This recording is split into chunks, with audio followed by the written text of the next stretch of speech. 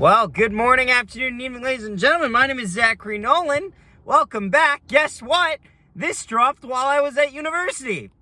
So I'm recording here in my car at the University of Winnipeg. We have the lovely city of Winnipeg behind me. Proof that, yes, I do, in fact, live here.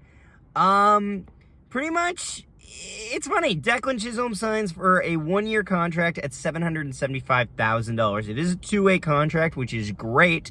However, there is an asterisk. That is a hard word.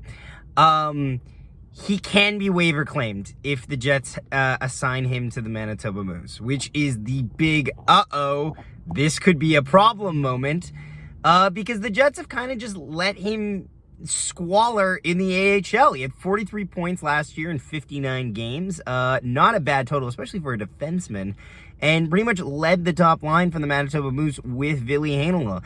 And like Ville Heinola, he's kind of just sat in limbo in the AHL. So the Jets have a lot of work to do now. The Jets need to clean up their defensive logjam. It is the only thing that they have not properly addressed. Yes, they haven't got rid of Scheifele and Hellebuck. However, they have addressed that they have tried to gauge the market. For all intents and purposes, I've heard absolutely nothing about Brendan Dillon and Nate Schmidt this entire offseason.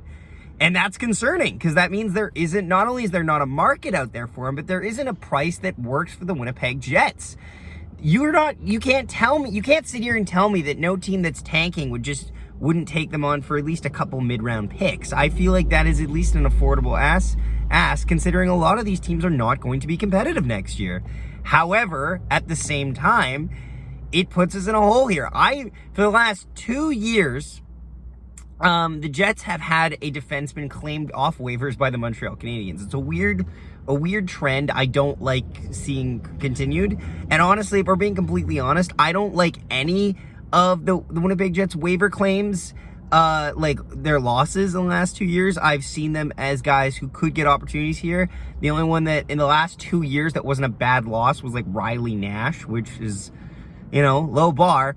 But I don't like the Jets exposing talent for free. And I feel like the Jets are at risk of exposing talent for free if they can't find a place to put Declan Chisholm.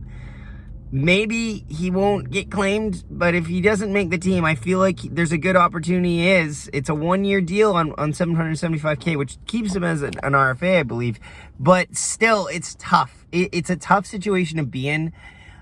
They signed him just before training camp, which means okay, this was a last minute thing to get done. It was even done before a lot of pundits broke the news, meaning it either wasn't on a lot of people's radar or it just happened, just spur of the moment. We're here, now we're doing this. But yeah, no, it's kind of my thoughts. I'm curious, what are your guys' thoughts on this signing? I just want to know what the goal is here for next year. I like the offensive.